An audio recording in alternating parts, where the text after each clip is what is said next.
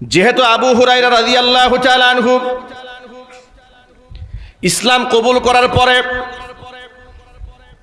তার মা মুশরিকা ছিলেন, তিনি ইসলাম তখন কবুল করেন নাই।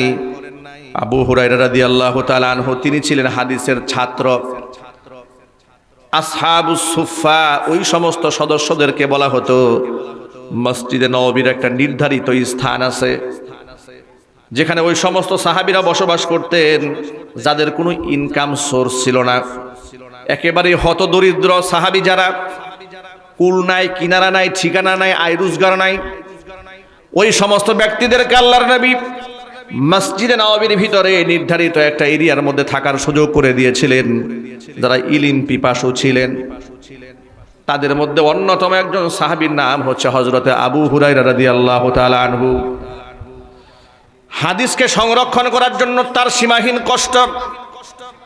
কষ্টের বর্ণনা তিনি দিতে গিয়ে বলেছেন, এই হাদিস সংরক্ষণ করতে গিয়ে আমার এমন অবস্থা হয়েছে 2 দিন 3 দিন 4 দিন পর্যন্ত পেটে কোনো খাবার নাই, ক্ষুধার যন্ত্রণায় এত কষ্ট হতো, আমি যে সোজা হয়ে দাঁড়িয়ে একটুখানি হাঁটবো সে হাঁটার মতো শক্তি আমার থাকতো না। এমন বহুদিন হয়েছে মসজিদে নববীর ফ্লোরের মধ্যে হামাগুড়িয়া বাচ্চাদের মতো চলেছি, সোজা হয়ে দাঁড়াবো, এত বেশি ক্ষুধার্ত, এটা সহ্য করার মতো অবস্থা ছিল না। হযরত আবু হুরায়রা বলেন, একদিন এত বেশি ক্ষুধার যন্ত্রণা আমাকে পেয়ে বসল, আমি সহ্য করতে পারলাম না, আমি ঘর থেকে বের হয়ে গেলাম, রাস্তায় দাঁড়িয়ে থাকলাম, দেখি কোনো লোক আসে নাকি আমাকে মেহমান বানিয়ে তার বাড়ি নিয়ে যায় নাকি। দাঁড়িয়ে আছি রাস্তায়, এমন সময় কিছুক্ষণ পরে নবী করিম সাল্লাল্লাহু আলাইহি সাল্লামের সাহাবী হযরত আবু বকর সিদ্দিক রাদিয়াল্লাহু তাআলা আনহু আসলেন। আবু বকরকে দেখে আমি সালাম দিলাম, কোরআন মাজিদ থেকে একখানা আয়াত কারিমা তার তিলাওয়াত করে শোনালাম। আমার উদ্দেশ্য ছিল আবু হুরায়রার, তিনি বলছেন আমার উদ্দেশ্য ছিল আবু বকর আমার আয়াতের তেলাওয়াত শুনে আর আমার চেহারার অবস্থা দেখে তিনি যেন বুঝতে পারেন আমি দারুণ ক্ষুধার্ত, তিনি যেন অন্ততপক্ষে আমাকে একটুখানি খাবার দেওয়ার জন্য সাথে করে তার বাড়ি নিয়ে যান। কিন্তু আবু হুরায়রা রাদিয়াল্লাহু তাআলা আনহু বলছেন, আবু বকর আমার সালামের জবাব দিলেন, আয়াত শুনলেন কিন্তু কিছুই বললেন না, তিনি পাশ কাটিয়ে চলে গেলেন। আসলে আবু বকর তাকে মেহমানদারি করাবে এতটুকু সামর্থ্য তার মধ্যেও ছিল না। চলে গেলেন হযরত আবু বকর, তিনি বলে আমি দাঁড়িয়ে থাকলাম রাস্তায়, দেখি অন্য কেউ আসে নাকি। বেশ কিছু সময় দাঁড়িয়ে থাকার পরে আল্লাহর হাবিব রাহমাতুল লিল আলামিনের অন্যতম সাহাবী হযরত উমর ইবনুল খাত্তাব রাদিয়াল্লাহু তাআলা আনহু আমার সামনে দিয়ে যাচ্ছেন, তাকে সালাম দিলাম, কোরআন শরীফের আয়াত তেলাওয়াত করে শোনালাম, তিনি আমার সালামের জবাব দিলেন, পাশ কাটিয়ে গেলেন, কিন্তু তিনি আমাকে আহ্বান করলেন না, দাওয়াত দিলেন না। অপেক্ষায় থাকলাম, দেখি আর কেউ আসে নাকি। লম্বা সময় অপেক্ষার পর এরপরে দেখতে পেলাম একজন আসতেছেন, আমি তাকে দূর থেকে সালাম দিলাম। কোরআন শরীফ আয়াত শোনাবার কোনো প্রয়োজন হলো না, কারণ তিনি সাধারণ কোনো মানুষ ছিলেন না, তিনি ছিলেন বিশ্বনবী মুহাম্মদ রাসূলুল্লাহ সাল্লাল্লাহু আলাইহি ওয়াসাল্লাম। আমার সালামের জবাব দিয়ে আমার চেহারার অবস্থা দেখেই নবীজি বুঝতে পারলেন আমি দারুণ ক্ষুধার্ত। রহমতের নবী, মায়ার নবী সাথে সাথে আমাকে বলেন, আবু হুরায়রা তুমি আমার সাথে আমার ঘরে চলো। আমি রাসূলের পেছনে পেছনে রওনা হলাম। আল্লাহর নবী সাল্লাল্লাহু আলাইহি সাল্লামের হুজরাখানার সামনে যখন দাঁড়ালাম, নবীজি ঘরের মধ্যে প্রবেশ করলেন, আমাকে প্রবেশ করতে নিষেধ করলেন, আমি বাহিরে দাঁড়িয়ে আছি, কারণ ইতোমধ্যে কোরআন মাজিদের মধ্যে পর্দার আয়াত নাজিল হয়ে গেছে। পর্দার আয়াত নাজিল হওয়ার পরে সাহাবায়ে কেরাম, উম্মাহাতুল মুমিনিন, মুমিনদের মা, আল্লাহর নবীর স্ত্রীদের সাথেও পর্দা মেনটেন করে চলেছেন, তাদের সামনে যান নাই। জোরে কোন আল্লাহু আকবার, আরো জোরে বলেন আল্লাহু আকবার। আবু হুরায়রা বলছেন আমি ঘরের বাহিরে দাঁড়িয়ে থাকলাম, যেহেতু পর্দার আয়াত নাজিল হয়েছে, আল্লাহর নবী হুজরাখানায় প্রবেশ করলেন। প্রবেশ করে ঘরের পরিবেশ ঠিক করে কিছু সময়ের মধ্যে আমাকে ভিতরে ঢোকার পারমিশন দিলেন, আমি ঢুকলাম। আমি ঘরের মধ্যে ঢুকে দেখি হুজুরের সামনে এক পেয়ালা দুধ আছে সামনে। দুধ দেখে আমার তৃষ্ণা এবং ক্ষুধা আরো বেড়ে গেল। আমি হয়তো মনে মনে ভাবলাম তাৎক্ষণিক হয়তো নবী করিম সাল্লাল্লাহু আলাইহি ওয়াসাল্লাম আমাকে কিছুটা পান করার পারমিশন দিবেন, কিন্তু আল্লাহর নবী আমাকে ঘরের মধ্যে বসিয়ে দুধ পান করার পারমিশন না দিয়ে, অনুমতি না দিয়ে ঘরের ভেতরে থাকা তার বিবিকে জিজ্ঞেস করলেন, এই যে পেয়ালার মধ্যে দুধ দেখা যায়, দুধটা কিসের দুধ কে দিয়েছে? এটা কি কোনো হাদিয়া এসছে নাকি খরিদ করা হয়েছে?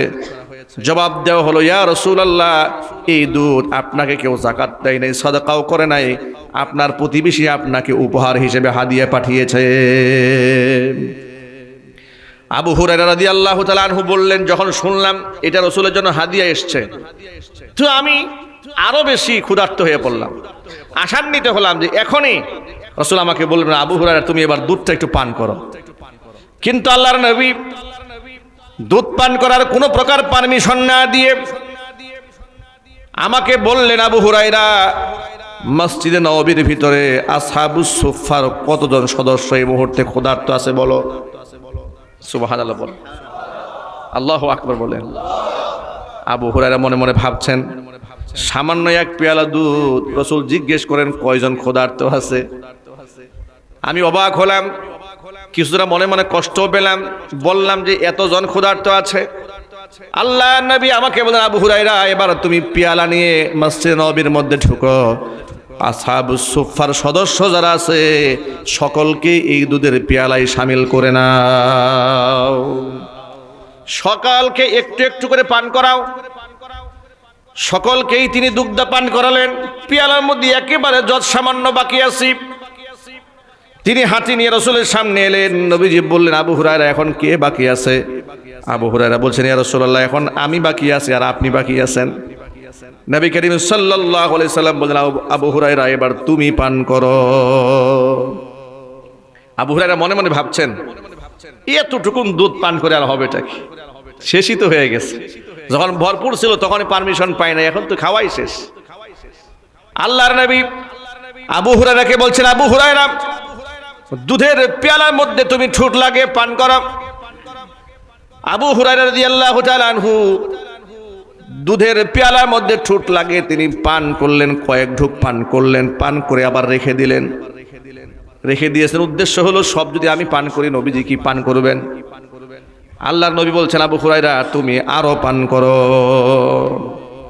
আবু হুরায়রা বলছেন, আমি পেয়ালার মধ্যে ঠোঁট লাগিয়ে আবারও পান করতে শুরু করলাম। আমি পান করছি, নবীজি আমার চেহারার দিকে তাকিয়ে আছেন।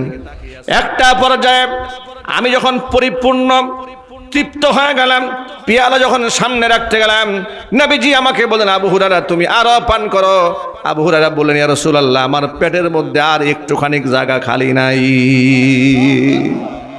হযরত আবু হুরায়রা বলছেন, অবাক বিস্ময়ে আমি পেয়ালার দিকে তাকিয়ে দেখি, পেয়ালার মধ্যে দুধ আগে যতটুকুন ছিল এখনো হুবহু অতটুকুনি আছে, একটুখানি কোক সরে যায় নাই। জোরে কোন আল্লাহু আকবার। এটা ছিল আল্লাহর নবী সাল্লাল্লাহু আলাইহি সাল্লামের মুজিজা। আমি এই ঘটনার অবতারণ আপনাদের সামনে করানোর মাধ্যমে শুধু এই মেসেজটা দিতে চেয়েছি, সাহাবায়ে কিরাম ইলম হাসিল করতে গিয়ে কত কষ্ট করেছেন, হামাগুড়ি দিয়ে চলেছেন, হাদিস যেন ছুটে না যায়। আর এই জন্য এই দুনিয়ার মধ্যে যত সাহাবী হাদিস বর্ণনা করেছেন, সব চাইতে বেশি হাদিস হযরতে আবু হুরায়রা রাদিয়াল্লাহু তাআলা আনহু একা বর্ণনা করেছেন। আবু হুরায়রা রাদিয়াল্লাহু তাআলা আনহু থেকে এককভাবে বর্ণিত হাদিসের সংখ্যা 5374টা। আল্লাহু আকবার বলেন। 5374 খানা হাদিস হযরত আবু হুরায়রা রাদিয়াল্লাহু তাআলা আনহু একা বর্ণনা করেছেন। এই যে আমরা আপনাদের সামনে বসে বয়ান করি, এগুলো আমরা কোথায় পেয়েছি?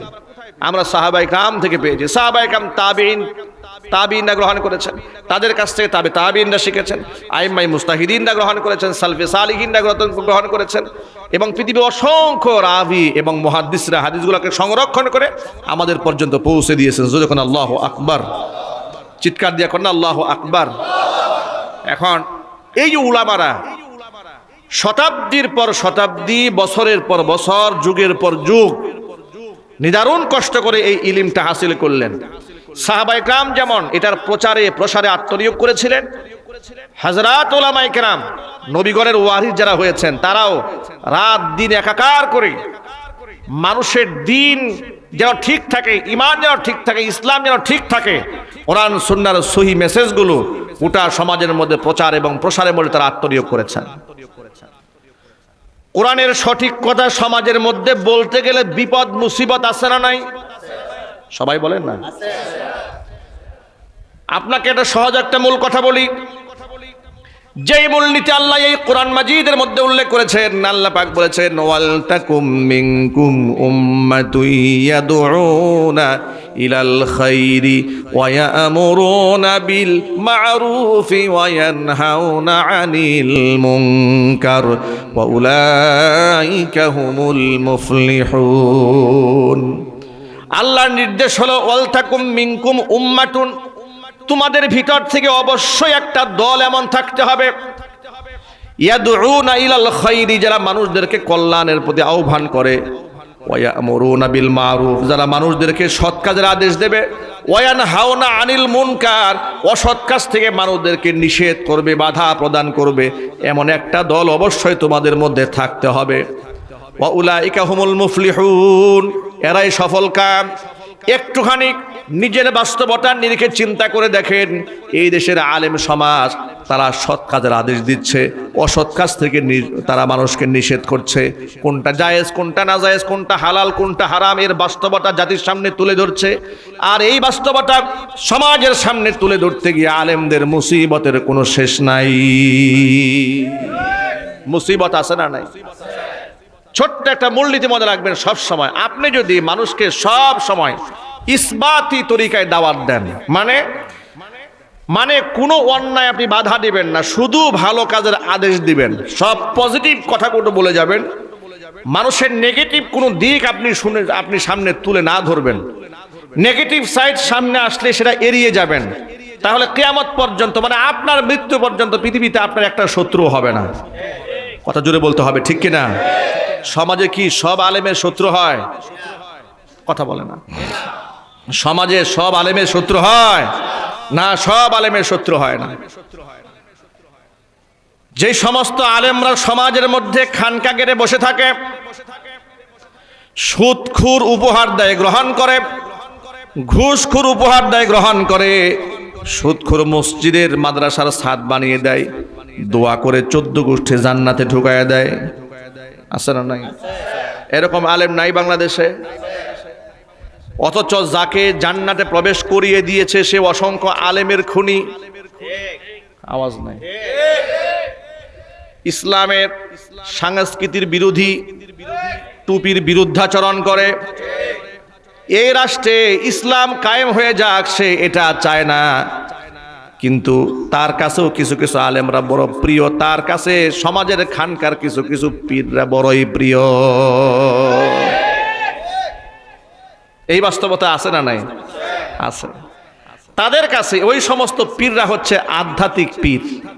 কি পীর জোরে বলেন? লোকমান হাকিম নাম শুনেছেন কারা? ভালো করে তুলে না রে ভাই, ভয়ের তো কোনো কারণ নাই, ভয়ের দিন শেষ।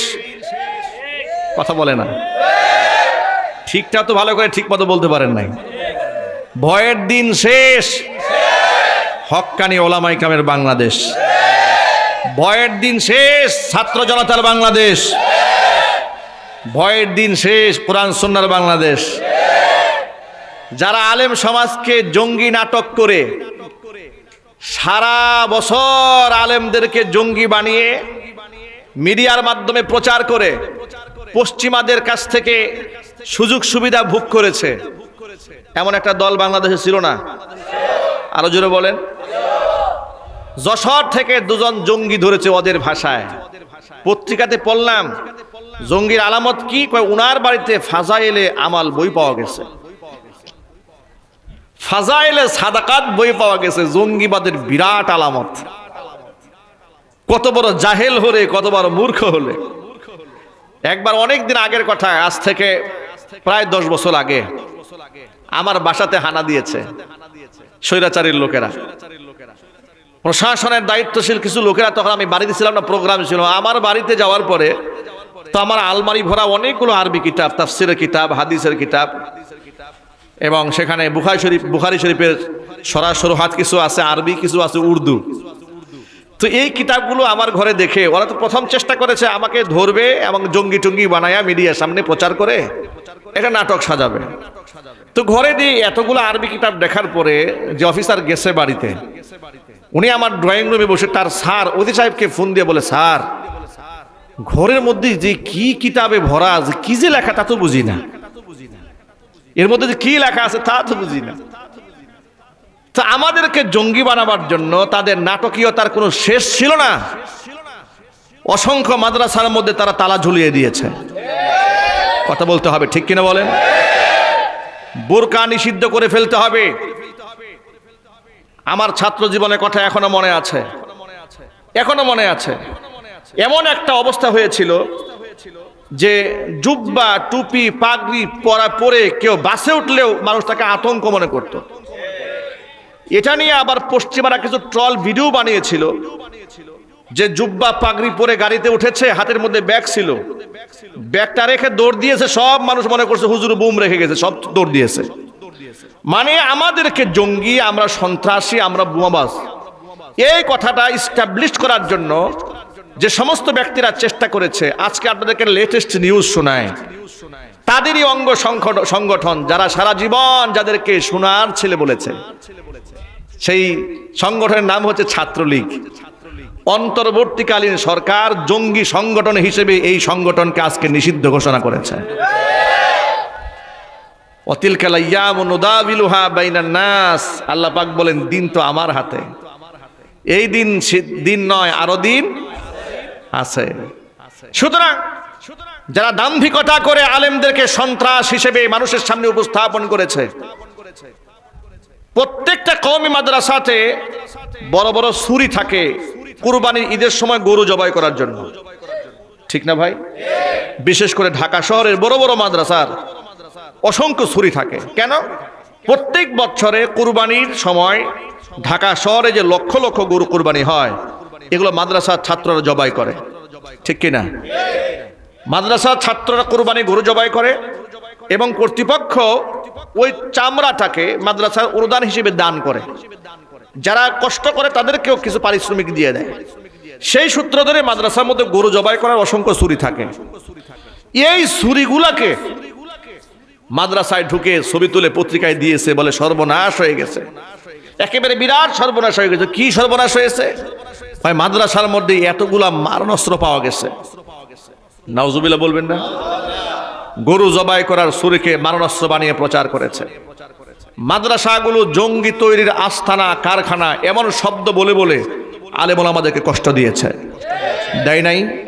একটু জুড়ে বলেন না, দেয় নাই? কিন্তু সারা জীবন যারা বিশ্ববিদ্যালয়ে অস্ত্রবাজি করেছে ওদের কেউ জঙ্গি বলে নাই, কথা বলে না। ওরা আমাদেরকে জঙ্গি বলেছে, অথচ আপনারা বলেন বাংলাদেশে হাজার হাজার মাদ্রাসা আছে, কোন মাদ্রাসাতে ছাত্ররা একে অপরকে রামদা নিয়ে ধাওয়া করেছে, পিস্তল নিয়ে ধাওয়া করেছে, খুন করেছে, মানুষ হত্যা করেছে, অথচ তাদেরকে বলেছে জঙ্গিবাদ। আর যারা প্রকাশ্যে অস্ত্র নিয়ে ধাওয়া করেছে, প্রায় সময় শোনা যেত রাজশাহী বিশ্ববিদ্যালয় অনির্দিষ্টকালের জন্য বন্ধ, চট্টগ্রাম বিশ্ববিদ্যালয় অনির্দিষ্টকালের জন্য বন্ধ, কারণ সোনার ছেলেরা অস্ত্রবাজি করেছে, ধাওয়া পাল্টা ধাওয়া করেছে। বৈষম্য বিরোধী ছাত্র আন্দোলনে বিজয় হওয়ার পরে যখন তাদের আস্থানাগুলোর মধ্যে হানা দেওয়া হলো, তাদের হল থেকে কি সুন্দর তাসবিহ আর জায়নামাজগুলো পাওয়া গেছে। কথা বলতে হবে, ঠিক কিনা ভাই? সোনার ছেলেদের তাসবিহ এবং জায়নামাজের নাম হচ্ছে হকি স্টিক, রামদা, মারণাস্ত্র, অসংখ্য পিস্তল, বোমা তৈরির সরঞ্জাম, সব এগুলাই ছিল এদের তাহাজ্জুদের সমস্ত সরঞ্জাম। এগুলো উদ্ধার হয়েছে। ওরা নিজেরা সারা জীবন জঙ্গিবাদ লালন করেছে, নিজের অপকর্ম ঢাকার জন্য আলেমদের উপর জঙ্গিবাদের তকমা দিয়েছে। কিন্তু আলেমরা ছিল, আছে, ভবিষ্যতে থাকবে ইনশাআল্লাহ। ওরা আজকে বাংলাদেশ থেকে নিষিদ্ধ হয়ে গেছে। সন্ত্রাসী যারা করবে, মরহুম দেলওয়ার হোসেন সাঈদী রহমাতুল্লাহি আলাইহি পল্টনে দাঁড়িয়ে বলেছিলেন যে আল্লাহ 28শে অক্টোবর যে সমস্ত মানুষদেরকে হত্যা করা হয়েছে, যাদেরকে নির্মমভাবে তারা হত্যা করেছে, যারা হত্যা করেছে এদের নাম এবং নিশানাকে তুমি চিরতরে মাটি থেকে মিটায়ে দাও। আমার মনে হচ্ছে তো আল্লাহর কাছে আল্লাহর ওলির দোয়া কবুল হয়ে গেছে। কথা একটু জোরে বলতে হবে, ঠিক কিনা? তারা সোনার ছেলে, তাদেরকে বলতো যারা এই সমাজের মধ্যে সন্ত্রাসী কর্মকাণ্ড করেছে, জঙ্গি কর্মকাণ্ড করেছে, হেফাজতে ইসলামের আন্দোলনের সময় রাস্তাঘাটে মানুষদেরকে পিটিয়েছে, আলেম ওলামাদেরকে হত্যা করেছে, জবাই করেছে, এমনকি আলেমদের মুখের দাড়ি টান দিয়া ধরে বেয়াদবি করেছে। করে নাই? চিৎকার দিয়ে বলতে হবে করে নাই। আজকে ওদেরকে রাষ্ট্রীয়ভাবে নিষিদ্ধ করা হয়েছে। আপনারা খুশি না বেজার? অন্তর্বর্তীকালীন সরকারকে অন্তরের অন্তঃস্থল থেকে ধন্যবাদ জ্ঞাপন করছি, শ্রদ্ধা নিবেদন করছি যে আপনারা সঠিক সময় সঠিক সিদ্ধান্ত গ্রহণ করেছেন। এরা যে আসলে জঙ্গি, এরা যে মানবতা বিরোধী, এরা যে খুনি, এতে কোনো সন্দেহ নাই। গোটা জাতি এই ব্যাপারে ঐক্যমত্য পোষণ করেছে। সন্ত্রাসী সংগঠন হিসেবে এদেরকে রাষ্ট্রীয়ভাবে নিষিদ্ধ করা হয়েছে। এবার এদেরকে সামাজিকভাবে আপনাদের বয়কট করতে হবে। ইনশাআল্লাহ জুড়ে বলেন, চিৎকার দিয়ে বলতে হবে ইনশাআল্লাহ। যেহেতু তারা সন্ত্রাসী সংগঠন হিসেবে রাষ্ট্র স্বীকৃতি দিয়েছে, এই সন্ত্রাসী সংগঠনের কোনো জঙ্গি, কোনো খুনি, কোনো মাস্তান বাংলাদেশের যে কোনো প্রান্তে মাথা চারা দিয়ে দাঁড়াবে, সেখানেই শায়েস্ত করতে হবে। কথা বলতে হবে মুসলমান, ঠিক কিনা?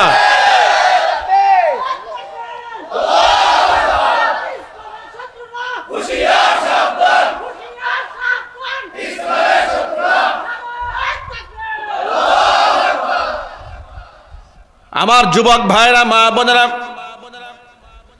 আলেমদের অবদানকে তুচ্ছ করে দেখার কোনো কারণ নাই।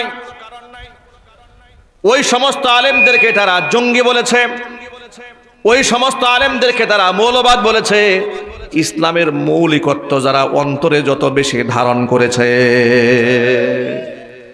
যারা মুশরিকদের সাথে আতাত করে নাই, তাদেরকেই বলেছে মৌলবাদ। কথা বলেন না? যারা ইসলামকে হৃদয়ের সাথে এমনভাবে ধারণ করেছে, জীবন দিয়েছে কিন্তু বাতিলের সামনে মাথা নত করে নাই, তাদেরকে তারা বলেছে মৌলবাদ। তাদেরকে তারা বলেছে রাজাকার, আল বদর, আল শামস, ঠিক না? এগুলা বলে বলে মানুষের সামনে ছোট করার চেষ্টা করেছে। ওদের মিডিয়া দিয়ে বছরের পর বছর চেষ্টা করেছে তারা, কিন্তু আল্লাহ রাব্বুল আলামিনের হাতে সকল সম্মান, সব সম্মানের মালিক কে? কুলিল্লাহুম্মা মালিকাল মুলকি তুতিল মুলকা মান তাশা ওয়া তানজিউল মুলকা মিম্মান তাশা ওয়া তুইজ্জু মান তাশা ওয়া তুযিল্লু মান তাশা বিয়াদিকাল খায়র ইন্নাকা আলা কুল্লি শাইইন কাদির। নবী আপনি বলুন, হে আল্লাহ, মালিকাল মুলকি, তুমি রাজত্বের মালিক। ওয়া তানজিউল মুলকা মিম্মান তুতিল মুলকা মান তাশা, যাকে খুশি তুমি রাজত্ব দান করো। ওয়া তানজিউল মুলকা মিম্মান তাশা, যার থেকে খুশি তার থেকে তুমি রাজত্ব ছিনায় নাও। ওয়া তুইজ্জু মান তাশা ওয়া তুযিল্লু মান তাশা, যাকে খুশি তুমি ইজ্জত দান করো, যাকে খুশি তুমি জিল্লতের মালা পরায়া দাও।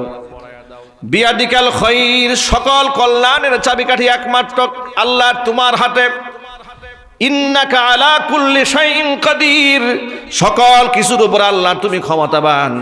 আল্লাহ যে কত বড় মহিয়ান, আল্লাহ পাক যে কত বড় গরিয়ান, আল্লাহ কত বড় মহান, আল্লাহ কত বড় কুদরতের মালিক। আল্লাহ রব্বুল আলামিনের দয়া আমাদের উপর কত বেশি। আগে বলেন আলহামদুলিল্লাহ। এমন দুঃখ ভারাক্রান্ত মন নিয়ে বাংলাদেশে এক সময় থেকেছি, বাস্তবতা আপনাদের সামনে তুলে ধরি। এমন মনের মধ্যে আঘাত লেগেছে, মাহফিল থেকে আলেমদেরকে ধরে নিয়ে থানার মধ্যে গারদে আটকায় রেখেছে, কোমরের মধ্যে রশি লাগিয়ে, হাতের মধ্যে হ্যান্ডকাপ পরিয়ে, গরুর রশি দিয়ে টেনে টেনে আদালতে হাজার হাজার মানুষের সামনে লাঞ্ছিত অপমানিত করেছে। এত কষ্ট লাগতো, মনে মনে মনে ভাবতাম, এই না 90% থেকে 95% মুসলমানের বাংলাদেশ, যে দেশে শীর্ষস্থানীয় আলেমদেরকে কোমরের মধ্যে রশি বাঁধাইয়া এমন বেইজ্জত করা হয়। আল্লাহর কাছে চোখের পানি ছেড়ে আলেমরা যে কত দোয়া করেছে। 2018 সালে আমি নিজে যখন কারাগারে এইরকম ভাবে বন্দী হলাম, কারাগারের মধ্যে ঢুকার সাথে সাথে চোর বাটপাররা পর্যন্ত বলেছে যে হুজুর অপেক্ষা করেন, আল্লাহর গজব এদের উপরে আসবে আসবে। যারা আলেমদেরকে অসম্মান করে, যারা আলেমদেরকে সম্মান দিতে জানে না, যারা আলেমদের মিম্বার নিয়ে সিনিমিনি খেলে, অসংখ্য আলেমদেরকে মসজিদ থেকে বিনা নোটিশে তাড়িয়ে দিয়েছে, প্রশাসনের ভয় দেখিয়ে, মামলা মোকদ্দমার ভয় দেখিয়ে আলেমদের মসজিদের মিম্বার থেকে বিদায় নেওয়ার সুযোগ পর্যন্ত ওরা দেয় নাই। বাস্তবতা আছে না নাই? আমি বোটবাজার কেন্দ্রীয় জামে মসজিদ গাজীপুরে 8 বছর জুমার খুতবা দিয়েছি নির্ভীক চিত্তে। বাতিলের বিরুদ্ধে হুঙ্কার দিয়েছি, জালেমের বিরুদ্ধে কথা বলেছি। ইসলাম বিরোধী যত অপকর্ম বাংলাদেশে হয়েছে সবগুলো অপকর্মের বিরুদ্ধাচরণ আমি মসজিদের মিম্বার থেকে আলেম হিসেবে দায়িত্ব পালন করেছি। রাজপথে মিছিল করেছি, মিটিং করেছি, সংগ্রাম করেছি, মোদি বিরোধী আন্দোলন করেছি। এই অপরাধে ওরা আমাকে সেখান থেকে প্রশাসনের চাপ দিয়ে সরিয়ে দিচ্ছে। আমি বললাম অন্ততপক্ষে আমাকে একটা জুমা পড়াবার সুযোগ দেন, মসজিদের মুসল্লির কাছ থেকে বিদায় নিয়ে যায়। তারা বলল মোটেও না, আপনাকে মসজিদে যেতে দেওয়া হবে না, মসজিদে গেলেই আপনারা গ্রেফতার করা হবে, কারণ আপনি বিদায় নিতে গেলে একটা হট্টগোল বেঁধে যাবে, মুসল্লিরা আপনারা ছাড়বে না। চোর হলে কি হবে? বাস্তবতা বুঝে কথা বলতে হবে, ঠিক কিনা? ওরাও যে সাহস করে সামনে গিয়ে বলবে হুজুর আসতে পারবে না, ওই সাহসে ওদের নাই। কারণ ওরা জানে ওরা স্বৈরাচারী, ওরা জালেম, ওরা মিথ্যাবাদী, ওরা সুদখোর, ওরা লম্পট, ওরা ঘুষখোর। চিল্লায় বলেন ঠিক কিনা? বিনা নোটিশ আমাদেরকে সেখান থেকে তাড়িয়ে দিয়েছিল, সামান্যতম বিদায় নেওয়ার সুযোগ ওরা আমাদেরকে দেয় নাই। জিল্লতির মালা আল্লাহ ওদের কাঁধে এমন ভাবে চড়িয়ে দিয়েছে। 16 বছর স্বৈরাচারী শাসন করেছে। বিদায় মুহূর্তে 1 ঘন্টা সময় চেয়েছিল জাতির উদ্দেশ্যে একটা ভাষণ দেবে। সেনাবাহিনী বলেছে আপনার হাতে সময় আছে মাত্র 45 মিনিট। ভাষণ দিবেন না গাঁটটি গুল করবেন? কথা বলে না। কি ভাষণ দেবেন না গাঁটটি গুল করবেন? চিন্তা করেন। পরে কিন্তু পাবলিকের পেদানি খাইলে আমরা দায়ী না। বেটি চিন্তা করলো জান বাঁচানো ফরজ। পাবলিকের মায়ের খাওয়ার দরকার নাই, রোশানলে পড়ার দরকার নাই, খুদবার গোষ্ঠী মারি চোরের মতো পালায় যায়। গাট্টি মুস্কা নিয়া এমন ভাবে পালায় গেছে, দলের লেসপন্সারেরাও জানে না ওদের তথাকথিত স্বৈরাচারী মা ওদের আবার আপা। কথা বলে না। একবার বলে মা, একবার বলে আপা। এগুলোর মাথা নষ্ট হয়ে গেছে। কথা বলে না, ঠিক কিনা বলেন? এরপরে এগুলো সব পালায় গেল চোরের মতো। কেমন যেন এটা আল্লাহর একটা ফয়সালা ছিল। আল্লাহর এমন ফয়সালা যে আমার অসংখ্য উলামারা মসজিদ থেকে বিদায় ভাষণ দেওয়ার সুযোগ পায় নাই। তোরা দেশ নাই, আর তোরা খুতবা দিয়ে বিদায় নিয়ে যাবি, এই সুযোগ দেওয়া হবে না। জুতার মালা পরে চোরের মতো পালিয়ে যেতে হবে। চোরের মতো পালিয়ে গেছে। ও আমার যুবকেরা, সামনে যারা ক্ষমতা আসবেন, বর্তমান যারা ক্ষমতা আছেন, শিক্ষা গ্রহণ করেন। অহংকারীকে আল্লাহ পছন্দ করেন না, ঠিক কিনা? ইন্নাল্লাহা লা ইউহিব্বু মান কানা মুখতালান ফাখুরা। কোরআন কারীমের মধ্যে আল্লাহ পাক বলেন দাম্ভিক, সীমা লঙ্ঘনকারী, অহংকারী ব্যক্তিকে আমি আল্লাহ ভালোবাসি না। অহংকার যেই ব্যক্তি করে, আল কিবরিয়া উরিদাই ওয়াল আজমাতু ইজারি। আল্লাহ পাক বলেছেন অহংকার হচ্ছে আমি আল্লাহর গায়ের চাদর, বরত্ব হচ্ছে আমি আল্লাহর পরনের লুঙ্গি। যেই ব্যক্তি নিজেকে বড় মনে করে, অহংকার করে, সেই ব্যক্তি আমার গায়ের চাদর ধরে টান দেয়। ওয়াল আজমাতু ইজারি, যেই ব্যক্তি নিজেকে খুব বড় মনে করে, অন্যকে তুচ্ছ তাচ্ছিল্য করে, সে আমার পরনের লুঙ্গি ধরে টান দেয়। আল্লাহ রাব্বুল আলামিন জামাও গায়ে দেন না, লুঙ্গিও পরেন না, সকল কিছু থেকে তিনি পাক পবিত্র। তারপর আল্লাহ কেন এই কথা বললেন? কেন আল্লাহ এই কথা বললেন যে অহংকার আমার গায়ের চাদর? আল্লাহ কেন বললেন বরত্ব আমার পরনের লুঙ্গি? আল্লাহ কেন নিজের গায়ের অহংকারকে গায়ের চাদর হিসেবে উপাখ্যান করেছেন? বরত্বকে নিজের পরনের লুঙ্গি আল্লাহ কেন বললেন? মুহাদ্দিসিনে কেরাম হাদিসের ব্যাখ্যায় লিখেছেন, শোনেন। যে একজন সত্তাকে, একজন ব্যক্তিকে আপনি যত গালমন্দ করেন, যত আঘাত দেন, যত কথা বলেন না কেন, এত অপমানিত তিনি নিজেকে বোধ করেন না। যত বেশি অপমান বোধ করেন তার গায়ের জামা ধরে টান দিলে। ঠিক কিনা জোরে বলেন? কোনো ব্যক্তিকে যদি আপনি পথিমধ্যে রাস্তায় জামা টেনে ছিঁড়ে ফেলেন, ওই ব্যক্তির যেন এর চেয়ে লজ্জা আর কিছু হতে পারে? একটু জোরে বলেন না আপনারা। যদি আপনার গায়ের জামা কাপড় না ছেড়ে বকাবাজি করে 14 গোষ্ঠী উদ্ধার করে, আপনি এত কষ্ট পেতেন না? জামা টান দেওয়ার পরে আপনি যে কষ্টটা পেতেন, ঠিক কিনা জোরে বলেন। আল্লাহ পাক বলেন অহংকার করা আমি আল্লাহর দৃষ্টিতে এত ভয়ঙ্কর গুনাহ, এটা নিয়ে আমি আল্লাহ এত কষ্ট পাই। আল কিবরিয়া উরিদাই, অহংকার যদি যে ব্যক্তি করে সেই ব্যক্তি কেমন যেন আমার গায়ের জামা ধরে টান দেয়। যদি কেউ অহংকার করে শুধু জামা না, আমার লুঙ্গি ধরে টান দেয়। তোমার লুঙ্গি খুলে ফেললে তুমি যেমন অপমানিত বোধ করো, জমিনে কোনো নাফরমান বান্দা যদি অহংকার করে আমি ঠিক তেমন অপমান বোধ করি। ওই যে সাবেক এক কুলাঙ্গার মন্ত্রী, নাম তার আব্দুর রাজ্জাক, টাঙ্গাইলে বাড়ি। হেফাজতে ইসলামের সেই 5ই মে শাপলা চত্বরে গণহত্যা তারা সম্পাদন করেছিল। অসংখ্য ছাত্রকে তাহাজ্জুদরত অবস্থায় গুলি করে ব্রাশ ফায়ার করে দিয়েছিল। লাশগুলাকে গুম করে ফেলেছিল, লাশগুলাকে অদৃশ্য করে ফেলে দিয়েছে। ময়লার ভাগাড়ের মধ্যে মৃতদেহগুলো ফেলে দিয়েছিল। 1.5-2 মাস পরে কঙ্কালগুলো ভেসে উঠেছিল, পত্রিকার পাতায় আপনারা দেখেছেন। ব্রিজের উপর থেকে ফেলে দিয়ে লাশগুলা গুম করে ফেলে দেওয়া হয়েছিল। আলেম ওলামাদের সাথে এমন নির্মমতা, এমন জুলুম, এমন অত্যাচার তারা করেছে। একটা রাত শাপলা চত্বরে আলেমদেরকে তারা কাটাতে দেয় নাই। অথচ শাহবাগের মতো এমন ইম্পর্টেন্ট জায়গায়, গুরুত্বপূর্ণ জায়গায় মাসের পর মাস সরকারি টাকায় লালিত কুকুরগুলাকে দিয়া গ্যাঞ্জাম তৈরি করে দেশের মধ্যে মারামারি লাগিয়ে দিয়েছিল। সেখানে নিরাপত্তা বিঘ্নিত হয় নাই। গাঁজাখোর, মদখোর, লম্পট, বদমাশেরা মাসের পর মাস নারী পুরুষ নিয়ে অবাধ মেলামেশা করেছে, কোনো অসুবিধা হয় নাই। আর তাহাজ্জুদ গুজারি আলেমরা শাপলা চত্বরে 1 রাত থাকতে পারেন। তারা বলেছে ওখানে ব্যাংক আছে, 1 রাত থাকলে হুজুরা যদি আবার ব্যাংক ডাকাতি করে। ব্যাংক ডাকাত যে কারা এটা বাংলাদেশের লোকেরা জানে না। যারা আলেমদেরকে ব্যাংক ডাকাতি করবে বলে রাতের বেলা গুলি করে মেরেছে, ওরাই হচ্ছে সবচেয়ে বড় ব্যাংক ডাকাত। রাষ্ট্রের সমস্ত টাকাগুলা বিদেশে ওরা পাচার করেছে, বেগম পাড়া ওরা বানিয়েছে। এক একজনে হাজার হাজার কোটি টাকার মালিক হয়েছে। কথা বলতে হবে, ঠিক কিনা জোরে বলেন।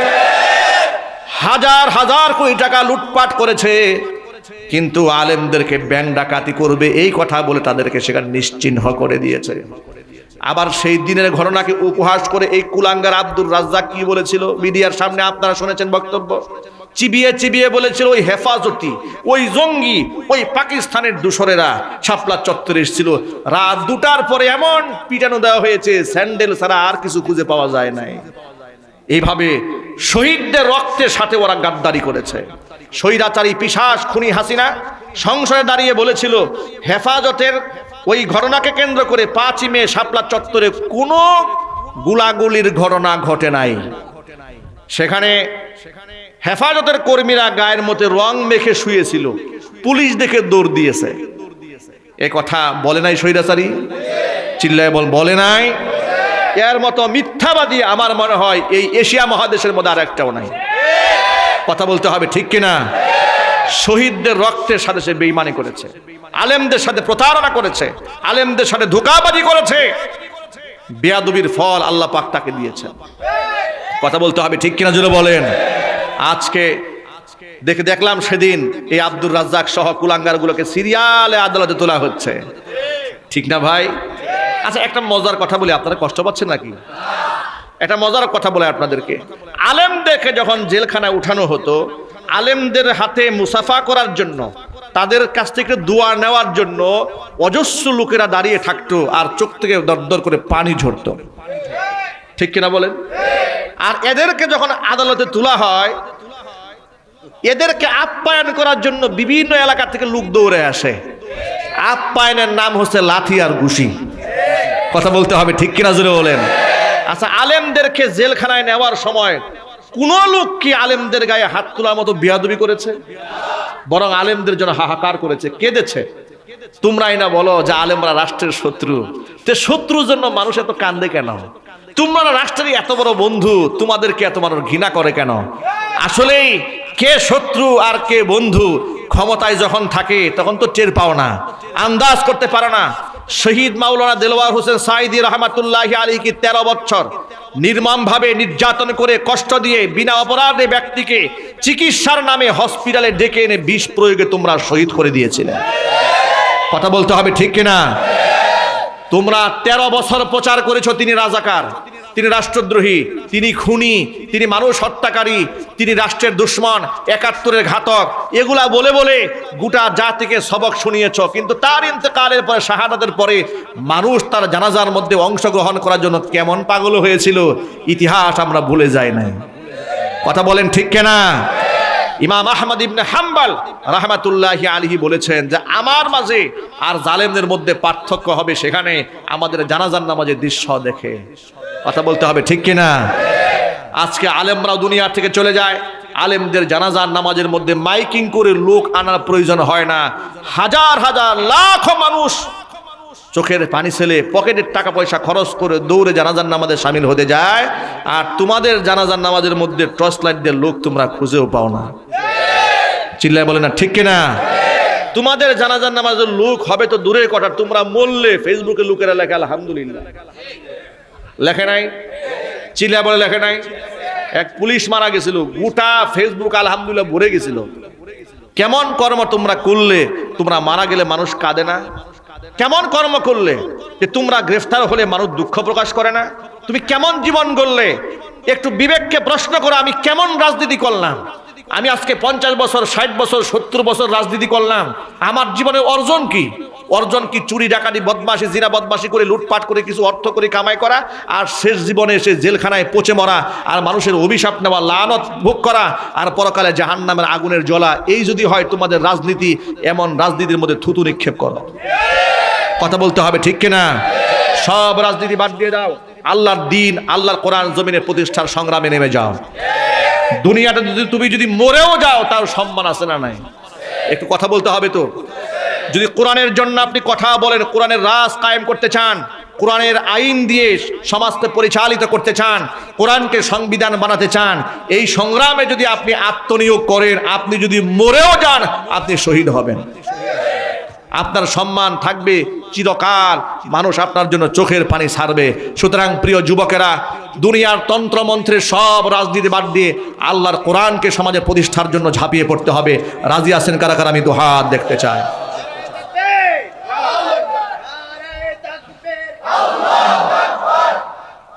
আল্লাহ যেন কবুল করেন, সকলে জোরে কোন আমিন। আমার প্রিয় ভাইয়েরা, মূল কথায় ফিরে আসি। কথা অনেকগুলো বলে ফেলেছি। আমি আপনাদের সামনে বলতে চেয়েছিলাম, লুকমান হাকিমের নাম শুনেছেন কারা কারা? মনে আছে তো নাকি? লুকমান হাকিম কোনো নবী ছিলেন না, পয়গাম্বর ছিলেন না, কিন্তু তার নামে আল্লাহ কোরআনে একটা সূরা নাজিল করে দিয়েছেন। জোরে কোন সুবহানাল্লাহ। তিনি তার সন্তানকে ডেকে যে উপদেশমালা দিয়েছিলেন, আল্লাহ রাব্বুল আলামিন কোরআনে কারীমের আয়াত হিসেবে এটা নাজিল করে বিশ্ব মানবতার মুক্তির জন্য সবক হিসেবে উপস্থাপন করেছেন। গুরুত্বপূর্ণ উপদেশগুলোর মধ্যে একটা গুরুত্বপূর্ণ একটা উপদেশ হচ্ছে, ইয়া বুনাইয়া আকিমিস সালাতা ওয়া'মুর বিল মা'রুফি ওয়ানহা আনিল মুনকার ওয়াসবির আলা মা আসাবাক। ও আমার ছেলে, ইয়া বুনাইয়া আকিমিস সালাত, তুমি নামাজ কায়েম করো, ওয়া'মুর বিল মা'রুফ, মানুষদেরকে সৎ কাজের আদেশ দিবে, ওয়ানহা আনিল মুনকার, অসৎ কাজ থেকে মানুষদেরকে নিষেধ করবে, ওয়াসবির আলা মা আসাবাক, অসৎ কাজ থেকে নিষেধ করার পরে যে বিপদ তোমার উপর আসবে, ওয়াসবির আলা মা আসাবাক, আগত বিপদে তুমি ধৈর্য ধারণ করবে। আমার প্রিয় ভাইয়েরা, মুহাদ্দিসিনে কেরাম, মুফাসসিরিনে কেরাম কত সুন্দর করে মানুষদেরকে বুঝিয়েছেন এই বাণীগুলা। মুফাসসিরিনে কোরআন যারা তারা লিখেছেন, আল্লাহ রাব্বুল আমিন বললেন ওয়াসবির আলা মা আসাবাক। প্রথমত লুকমান হাকিম সন্তানকে বললেন, সন্তান তুমি নামাজ কায়েম করবে। 2 নাম্বার বললেন মানুষকে সৎ কাজের আদেশ দিবে। 3 নাম্বার বললেন অসৎ কাজ থেকে মানুষদেরকে নিষেধ করবে। অসৎ কাজ থেকে নিষেধ করলেই মানুষ বাধার সম্মুখীন হয়, ঠিক কিনা বলেন? আপনি সারা জীবন নামাজের কথা বলেন, শত্রু হবে না। তাহাজ্জুদের কথা বলেন, শত্রু হবে না। আপনি স্ত্রীদের পর্দার কথা বলেন, শত্রু হবে না। কিন্তু সমাজের মধ্যে শিরিক হচ্ছে, বেদাত হচ্ছে, জুলুম হচ্ছে, কুসংস্কার হচ্ছে। অন্যায়ের প্রতিবাদ আপনি যখনই করবেন তখনই আপনার উপরে মুসিবত শুরু হয়ে যাবে। বাংলাদেশের হাজার হাজার আলেমের নামে মামলা হয়েছে, কোনো আলেম চুরিও করে নাই, ডাকাতিও করে নাই, জেনা বদমাশিও করে নাই। যত আলেমের নামে মামলা হয়েছে আল্লাহর কোরআনের কারণেই হয়েছে। জোরে বলুন ঠিক কিনা? সুতরাং আমি যে কথা বলতে গিয়ে এতগুলো কথা বলেছি সেটা হলো, সমস্ত আলেমের কিন্তু শত্রু হয় না। ওই সমস্ত আলেমের শত্রু হয় যারা নির্ভীক চিত্তে আল্লাহর কোরআনের কথা প্রচার করে বেড়ায়। আলেমরা যদি নির্ভীক চিত্তে আপনাদের সামনে কোরআনের কথা প্রচার না করে তাহলে আল্লাহর আদালতে আলেমদের আসামি হয়ে যেতে হবে। ঠিক কিনা ভাই? আপনাদেরকে বলি, বিগত জীবনে কত রকম ঘটনা আমাদের সাথে ঘটেছে। বয়ান করে চলে গেছি, বয়ান করার পরে অনলাইনে কিংবা ভিডিওতে আমাদের পরিবার আমাদের বয়ান শুনেছে, ফ্যামিলির সদস্যরা শুনেছে। শোনার পরে তারা আমাদেরকে ফোন দিয়ে বলতো, কি ব্যাপার, এই যেগুলা বলেন আপনার কি মৃত্যুর ভয় নাই? আপনাকে তো গুম করে ফেলতে পারে, খুন করে ফেলতে পারে। সাইদি সাহেবের মতো জনপ্রিয় আলেমকে শেষ করে দিল, কিছুই হয় নাই, আপনি আর কে? এগুলা বলে কোনো লাভ নাই। আতঙ্ক কোন জায়গায় গিয়ে ছড়িয়েছিল? আমাদের পরিবারের সদস্যরা সব সময় নিরাপত্তাহীনতায় ভুগেছে। কথা বলতে হবে, ঠিক কিনা? অথচ আমাদের কি অপরাধ ছিল? আমরা কি অপরাধ করেছিলাম? আমরা বলেছিলাম বাংলাদেশ 90 থেকে 95% মুসলিম অধ্যুষিত এই বাংলাদেশে মূর্তির সংস্কৃতি আমদানি করতে দেওয়া হবে না। এই কথাটাকে বলার দরকার আছে না নাই? আলেম হিসেবে এই কথা বলার দায়িত্ব আমাদের উপর আছে না নাই? ওরা আমাদেরকে শত্রু বানিয়ে ফেলেছে। আমরা যখন দেখেছি মদের লাইসেন্স দেওয়া হচ্ছে রাষ্ট্রীয়ভাবে, বিরুদ্ধাচরণ করার দরকার আছে না নাই? আচ্ছা, মদ হালাল না হারাম?